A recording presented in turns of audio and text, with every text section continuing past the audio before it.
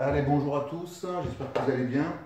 Donc aujourd'hui dans cette vidéo, nous allons voir comment additionner ou soustraire des nombres entiers et des fractions.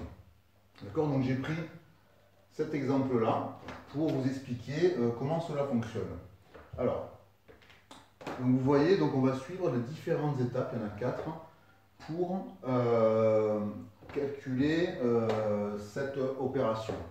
Alors, dans l'étape 1, il faut mettre les fractions au même dénominateur. Parce que je le rappelle, pour additionner les fractions, il faut que les dénominateurs soient les mêmes. D'accord? Donc, dans un premier temps, on va faire ça.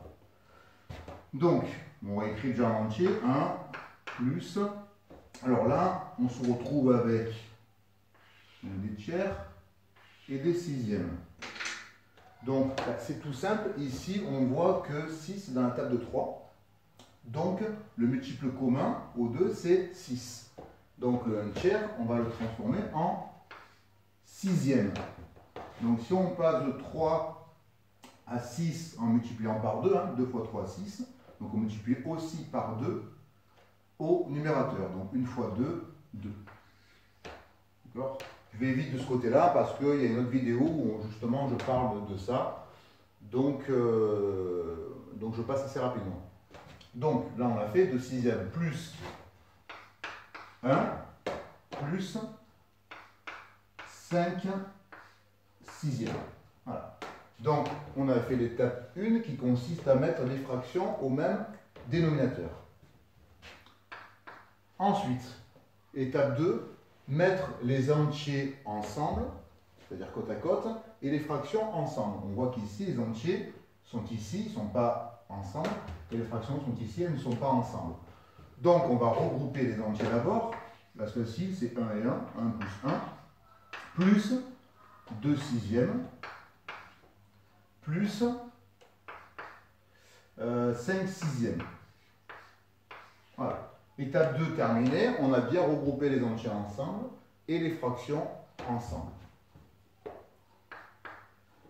Troisième étape. Maintenant, il faut additionner ou soustraire. Là, on est sur de l'addition. D'accord? Additionner d'abord les entiers. Donc, on va additionner d'abord les entiers. 1 plus 1 égale 2. Plus, et après, ensuite, on fait pareil pour les fractions.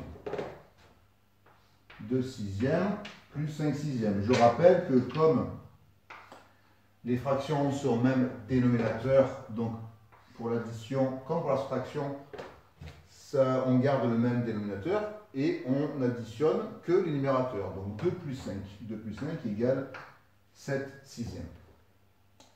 Étape 3 terminée.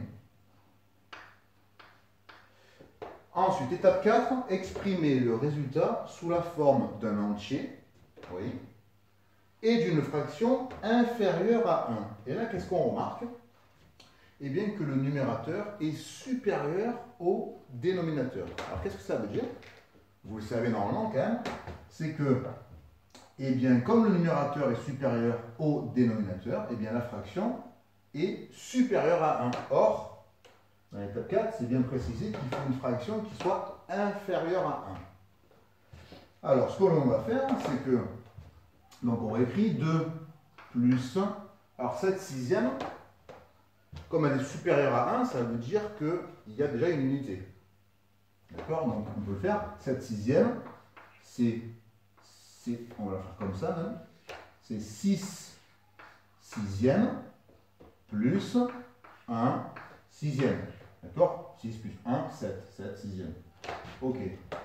Là, on sait que 6 sixièmes est égal à une unité, à un entier. Donc,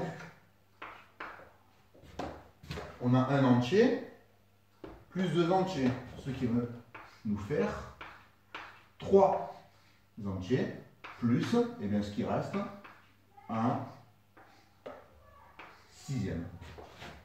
Et là, on a bien exprimé le résultat sous la forme d'un entier et d'une fraction inférieure à 1, car effectivement, le numérateur ici maintenant est inférieur au dénominateur. Voilà. Donc n'hésitez pas à vous repasser la vidéo si jamais vous n'avez pas trop bien compris, ou de me laisser un commentaire, ou de me contacter directement. Voilà. À la prochaine pour une autre vidéo. Allez, au revoir.